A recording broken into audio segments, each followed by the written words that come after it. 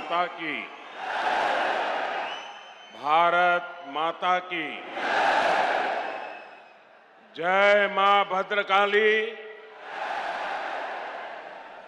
भद्रकाली अम्मवारी महत्यानिकी सम्मक्क सारलम्मा पौरुषानिकी रानी रुद्रमा पराक्रमानिकी प्रख्याति गांचिना वरंगल को रावणम संतोषंगा उंदी।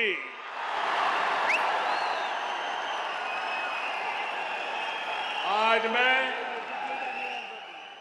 एक बीजेपी कार्यकर्ता के रूप में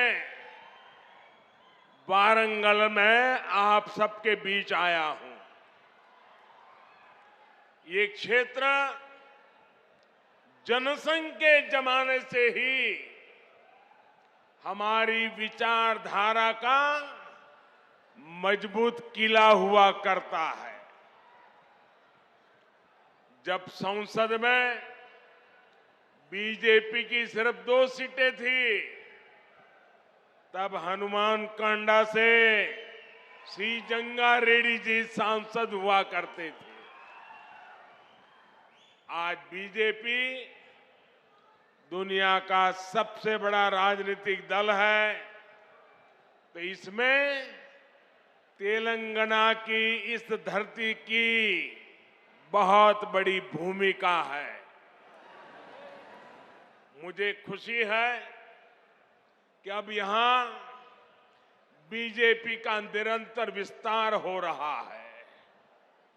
2021 में यहां के म्युनिसिपल कॉरपोरेशन के चुनाव में बीजेपी अपने प्रभाव का ट्रेलर दिखा चुकी है।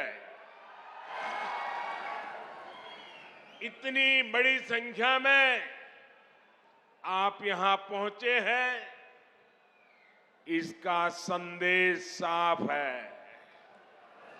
अब विधानसभा चुनावों में बीजेपी यहां बीआरएस और कांग्रेस दोनों का पत्ता साफ करने जा रही है।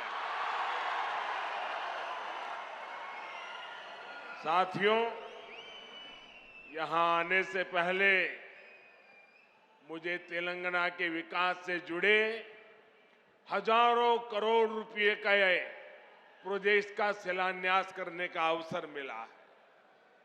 इनसे इस क्षेत्र में सुविधा तो बढ़ेगी ही, रोजगार के भी नए अनेक अवसर बनेंगे। पिछले 9 वर्षों में केंद्र की बीजेपी सरकार ने तेलंगाना के विकास के लिए पूरी शक्ति से काम किया है।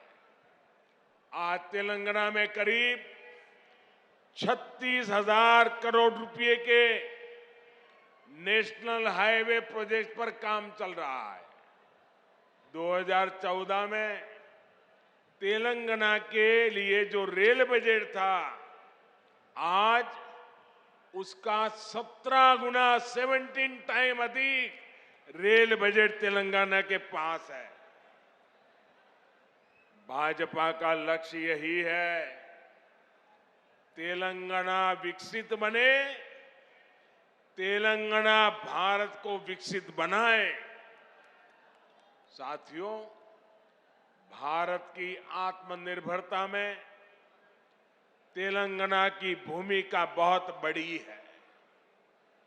जब भारत ने तय किया है कि हम कोरोना की वैक्सीन, भारत की अपनी वैक्सीन बनाएंगे, तो तेलंगाना के लोगों ने आगे बढ़कर अपना दायित्व निभाया। जब भारत ने तय किया कि हम दवाइयों के लिए कच्चा माल बनाएंगे, तो तेलंगाना के लोग नई ऊर्जा के साथ जुट गए। जब भारत ने तय किया कि हम मेड इन इंडिया पर बल देंगे, तो तेलंगाना के मैन्युफैक्चरर्स ने पूरी ताकत लगा दी। जब भारत ने तय किया कि हम यूरिया में आत्मनिर्भर होंगे, तो बरसों से बंद रहा रामागुंडम खाद कारखाना फिर से सजीव हो उठा। और साथियों, जब भारत ने अपनी रेल को आधुनिक बनाने का फैसला किया, तो भी इसमें तेलंगाना ही अपनी बड़ी भूमिका निभा रहा है। अब काजीपेट में वैगन बनाने की नई फैक्ट्री बन रही है। यहां बनने वाले सैकड़ों वैगन भारतीय रेल के विस्तार और एक्सपोर्ट दोनों को बल देंगे। भाइयों और बहनों, बीते 9 वर्षों में पूरी दुनिया में देश का इतना गौरव बढ़ा है, भारत को लेकर आकर्षण बढ़ा है। इसका भी फायदा तेलंगाना को हुआ है।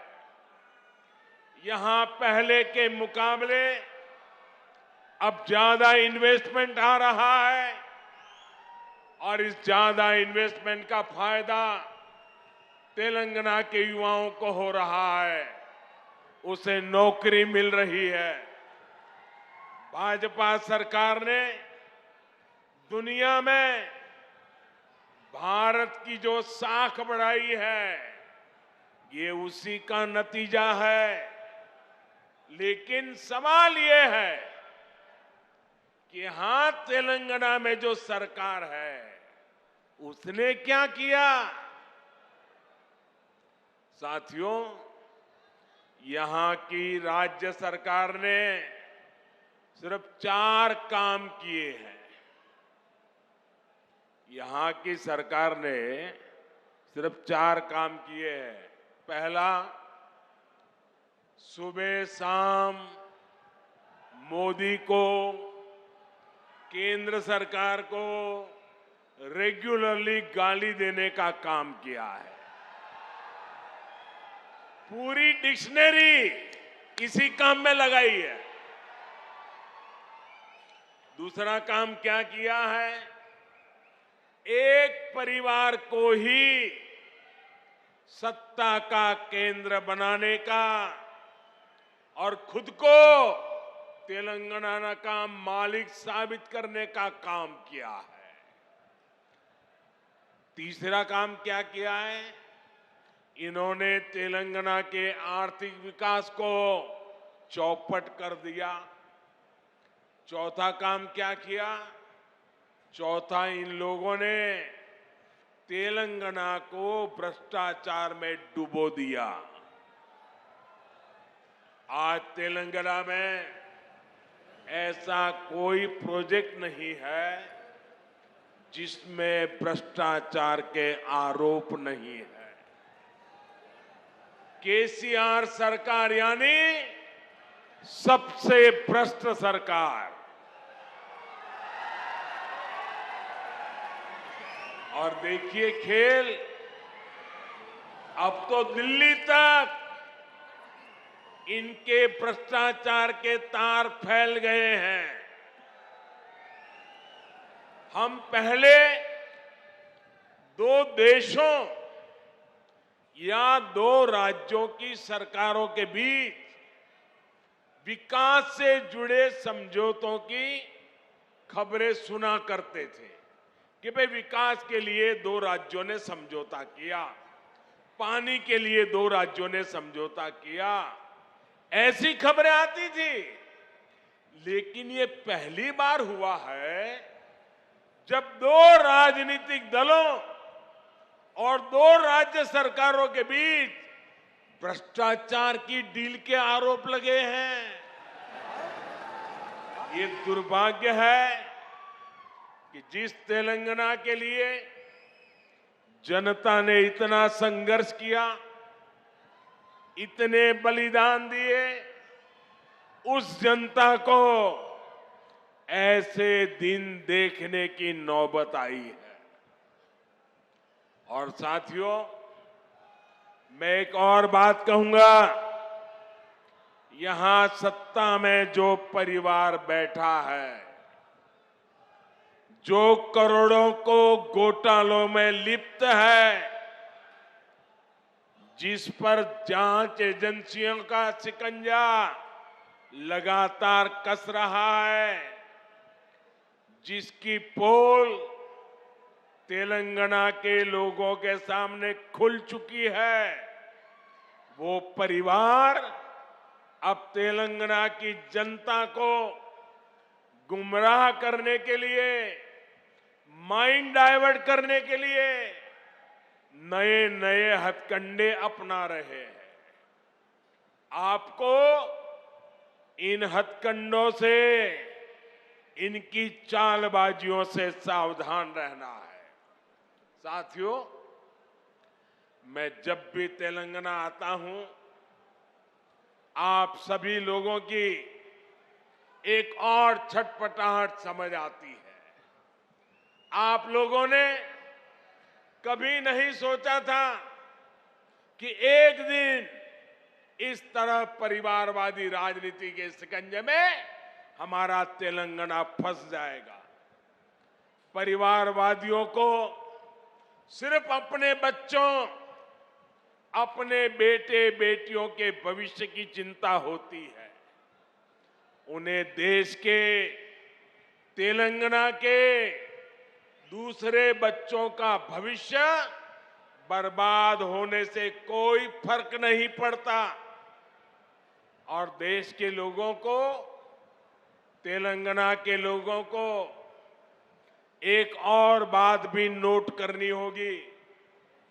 ये जितनी भी परिवारवादी पार्टियां हैं, उनकी नींव भ्रष्टाचार पर खड़ी होती है। परिवारवादी कांग्रेस का भ्रष्टाचार पूरे देश ने देखा है। परिवारवादी बीआरएस का भ्रष्टाचार पूरा तेलंगाना देख रहा है। कांग्रेस हो या बीआरएस, दोनों ही तेलंगाना के लोगों के लिए घातक है। इन दोनों से ही तेलंगाना के लोगों को बचकर रहना है। साथियों, किसी भी जनप्रतिनिधि के लिए सबसे बड़ा पाप होता है अपनी जनता का भरोसा तोड़ना। और यहां की राज्य सरकार ने तेलंगाना के लोगों का भरोसा चकनाचूर करने का पाप किया है। कितनी सारी उम्मीदें लगाई थी आप लोगों ने, लेकिन हर उम्मीद को तेलंगाना सरकार ने तोड़कर रख दिया। यहां की सरकार अच्छी तरह जानती है कि पिछले 9 साल में उसने तेलंगाना के लोगों को सिर्फ और सिर्फ धोखा दिया है। उसने राज्य में एक के बाद एक भर्ती घोटाले करके यहां के युवाओं के साथ विश्वासघात किया है। तेलंगाना आंदोलनों के वो दिन मैं कभी भूल नहीं सकता। कितनी बड़ी बड़ी बातें कही गई थी कि हम यहां लाखों भर्तियां करेंगे, युवाओं को सरकारी नौकरी देंगे, लेकिन आपको इन लोगों ने सिर्फ और सिर्फ झूठ ही दिया है। तेलंगाना में भ्रष्टाचार का जो खुला खेल चल रहा है, इसका सबसे बड़ा नुकसान यहां के युवाओं को उठाना पड़ रहा है। Telangana state public service commission scam के बारे में कौन नहीं जानता है। पिछले 9 वर्षों से तेलंगाना के लाखों नौजवान सरकारी भर्तियों का इंतजार कर रहे हैं, लेकिन यहां की सरकार ने सरकारी नौकरियों को अपने नेताओं की तिजोरी भरने का माध्यम बना दिया है। साथियों, तेलंगाना की 12 यूनिवर्सिटीज में हायर एजुकेशन को तबाह करके यहां की सरकार ने लाखों नौजवानों का भविष्य बर्बाद कर दिया है। आज भी तेलंगाना की यूनिवर्सिटीज में 3000 से ज्यादा टीचर्स के पद खाली पड़े हैं। आज भी तेलंगाना की सरकारी स्कूलों में टीचर्स की 15,000 से ज्यादा पोस्ट खाली पड़ी है। क्या ये इन स्कूलों में पढ़ने वाले बच्चों के साथ विश्वासघात नहीं है क्या? धोखा नहीं है क्या? इन लोगों ने आपसे वायदा किया था कि हर बेरोजगार को 3,000 रुपये का भत्ता देंगे। ये वायदा करके भी तेलंगाना सरकार ने नौजवानों को सिर्फ धोखा दिया, विश्वासघात किया। इन लोगों ने आपसे वायदा किया था कि गरीबों को 2 बेडरूम वाले 7 लाख फ्लैट बनाकर देंगे। ये वायदा भी यहां की सरकार पूरा नहीं कर पाई है। ये लोग किसानों के 1 लाख रुपया तक के कर्ज को माफ करने की बात भी कहा करते थे, लेकिन इस वायदे पर भी इनकी सरकार ने तेलंगाना के लोगों को सिर्फ विश्वासघात ही दिया है। साथियों, मुझे पता है कि तेलंगाना की ग्रामीण पंचायतें, यहां के सरपंच यहां की सरकार से कितने गुस्से में हैं, कितने नाराज हैं। ये बीजेपी की केंद्र सरकार है जिसने तेलंगाना की ग्राम पंचायतों को 12,000 करोड़ रुपए से ज्यादा सीधा देने का सुनिश्चित किया है। यहां की ग्राम पंचायतें ज्यादातर काम सेंट्रल फंड से ही करा रही है। केसीआर सरकार यहां ग्राम पंचायतों के सामने लगातार मुश्किल खड़ी कर रही है। इसलिए तेलंगाना की हजारों पंचायतें भी अब यहां की परिवारवादी सरकार को पटखनी देने का इरादा कर चुकी है। साथियों, बीजेपी सरकार ग्रामीण अर्थव्यवस्था को मजबूत करने के लिए गांवों में ज्यादा से ज्यादा खर्च कर रही है। पैडी प्रोक्योरमेंट के माध्यम से यहां के धान किसानों को पिछले 9 साल में 1,30,000 करोड़ रुपए से ज्यादा दिए गए। मनरेगा के तहत तेलंगाना के गांवों में करीब करीब 25,000 करोड़ रुपए का काम कराया गया है। पीएम किसान सम्मान निधि के जरिए भी तेलंगाना के करीब 40 लाख किसानों के बैंक खाते में 9,000 करोड़ रुपए सीधे भेजे गए हैं। पीएम आवास योजना के तहत जो करोड़ों घर बनाए गए हैं, उनसे भी हजारों करोड़ रुपए ग्रामीण अर्थव्यवस्था में पहुंचे हैं।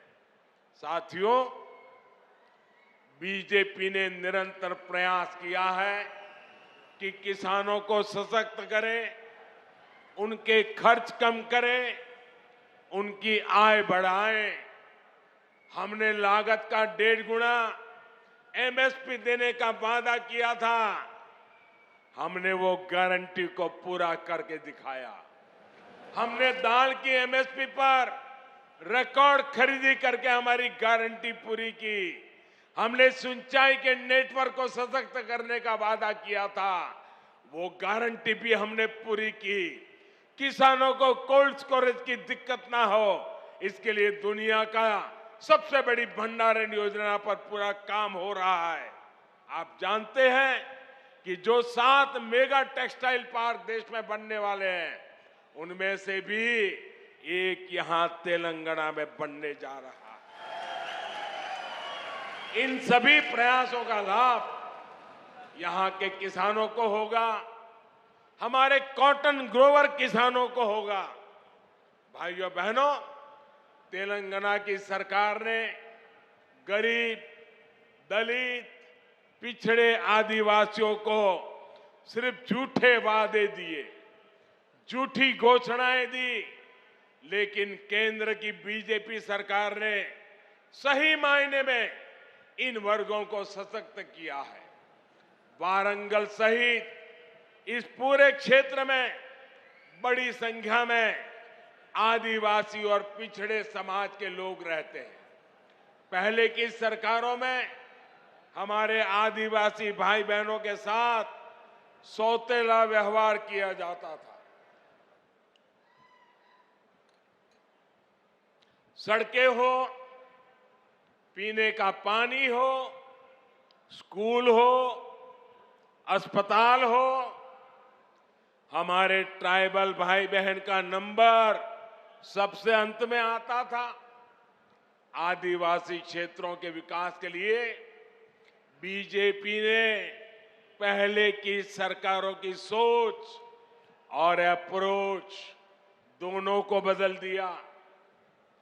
हमने आदिवासी क्षेत्रों में सैकड़ों नए एकलव्य मॉडल स्कूल खोले। हमने वन उपज के सही दाम देने के लिए एमएसपी का दायरा बढ़ाया। हमने जनधन केंद्रों के माध्यम से रोजगार के नए साधन तैयार किए। आज आप देख रहे हैं कि इन आदिवासी क्षेत्रों में 6 लेन के 4 लेन के हाईवे बन रहे हैं, इंडस्ट्रियल कॉरिडोर बन रहे हैं, मिशन मोड पर 4G नेटवर्क की सुविधाएं तैयार की जा रही है। आदिवासी परिवारों में सिकल सेल एनीमिया की बहुत बड़ी दिक्कत है। अब बीजेपी सरकार ने सिकल सेल एनीमिया को जड़ से हटाने के लिए भी अभियान शुरू किया है।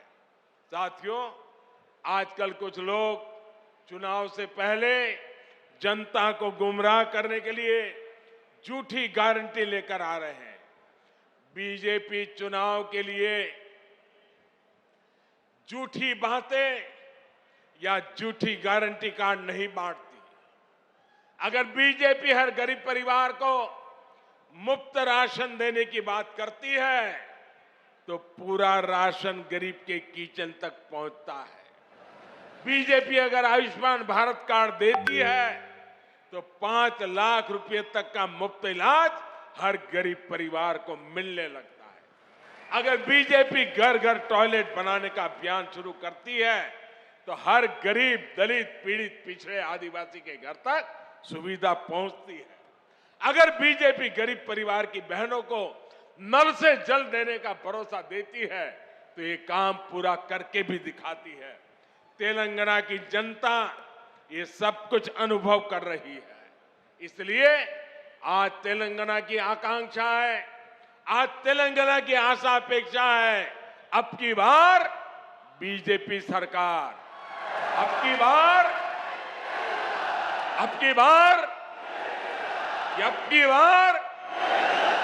यही भाव मैं यहां वारंगल में देख रहा हूं, पूरे तेलंगाना में देख रहा हूं। भाइयों बहनों, ये बड़ी संख्या में आपकी मौजूदगी हैदराबाद में उस परिवार की नींद हराम कर रही है। और मैं देख रहा हूं, अब तेलंगाना के लोगों ने भाजपा की सरकार बनाने का फैसला कर लिया है। मैं फिर एक बार आप सबको बहुत बहुत शुभकामनाएं देता हूं। बहुत बहुत धन्यवाद। मेरे साथ बोलिए भारत माता की। दोनों हाथ ऊपर करके पूरी ताकत से बोलिए भारत माता की जय, भारत माता की जय, भारत माता की जय।